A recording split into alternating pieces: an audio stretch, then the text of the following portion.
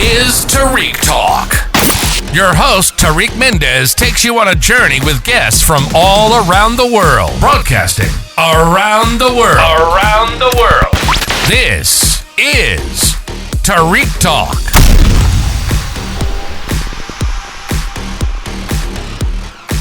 All right, guys, today I'm here with Yin Ming at booth 75. How are you today? Good, thank you. How are you? Awesome. Thank you so much for being part of the podcast. Can you tell us a little bit about you, please?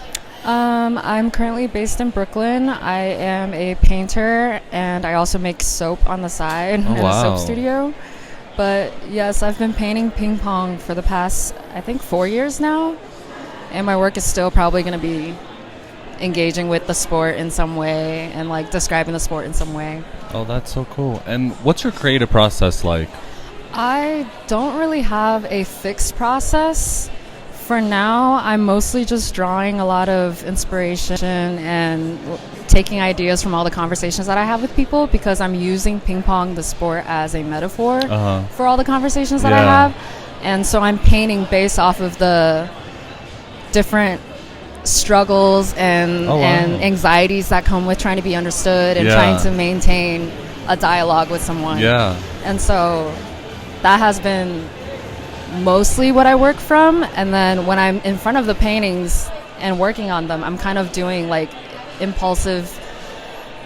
I'm making really impulsive decisions to create the compositions that I have.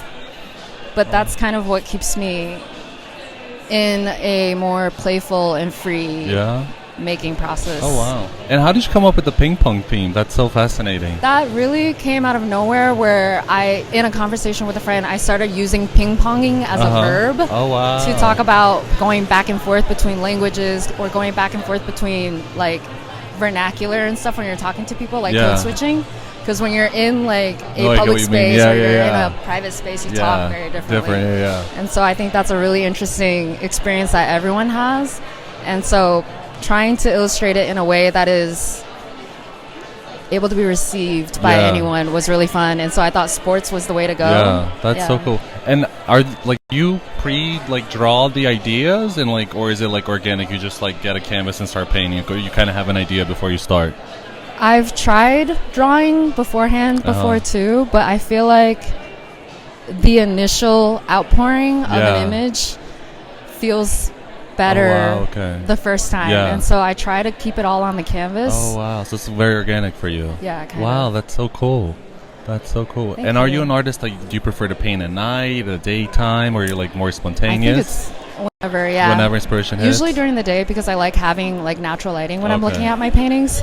But as you can see, it's not very realistic paintings either, so it's not like I rely on the natural light either. So if at night, if I want to paint, I just turn on a bunch of lights and I'll just start painting as well.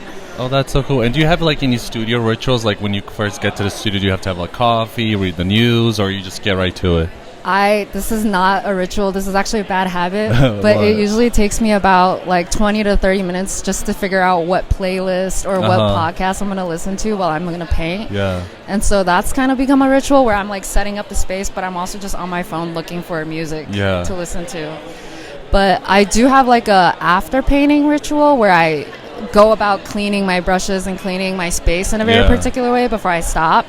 So your brain can like slow down and get ready for the next day? Yeah, kind of. Or like I'm getting ready to, or I'm just like understanding what I got done that day while I'm cleaning up, and then making little notes on what I should start working on the next time I start painting too. Oh, that's so cool. Yeah. So you don't keep any, you write down any ideas, or is like just you remember everything and it's very organic for you? I have like little Post-it notes that have little notes on them. Oh, that's so cool. Just in case I didn't get to something and I wanted to try it out the next day. Yeah. I'll have like a little note for myself. But nothing like sketches or visual. Yeah. Just because, I don't know, I don't want to like confine myself to a specific image either when I started painting. I get what you mean, Yeah. And you mentioned you do soap and other things. Can you tell me a little bit about that as well? Yeah, during the pandemic, I was just trying to find other ways to keep myself alive. And so I was in a retail space working before the pandemic happened, and one of the makers in the retail space was a soap maker in Bushwick. Oh, nice. And so I just like DM'd her on Instagram and asked her if she needed an assistant, and I've been with her ever since, just making small batches of soap, candles, bath wow. salts, bath bombs, that kind of thing. Yeah. Oh my gosh, how do you find the energy? You have like your work is so detailed and intricate. Plus, you have so much other stuff. You're so organized. It seems. Well, no, I think it's interesting because it's so different too. Yeah. And so I can get like a lot of self-fulfillment out of making something that's very functional and sustainable and all of that. But then I can go home and work on something very personal and very like specific to me. And so I feel like I have like a good balance of using my hands for myself and for other people. Oh, I love that. And that's like really fulfilling. That's so cool. And can you share your Instagram, please? It's YINMING _. Awesome. And do you have other projects later this year or early next year? I am expecting to have, I think, a publication feature coming up, but I can't say what it is yet. Okay, yes, of course. But that's all I have for this year. I'm hoping that I can do a few exhibitions next year. I'm trying to work on more work, make more work and stuff like that. Okay, well, please make sure to follow her so we can check her process, everyday stuff. And congratulations on the great booth. Thank you so much for being on the podcast. And I'll definitely follow you. Your work is amazing. Thank you so much again. It was a pleasure meeting you. Thank you for listening to Tarik Talk.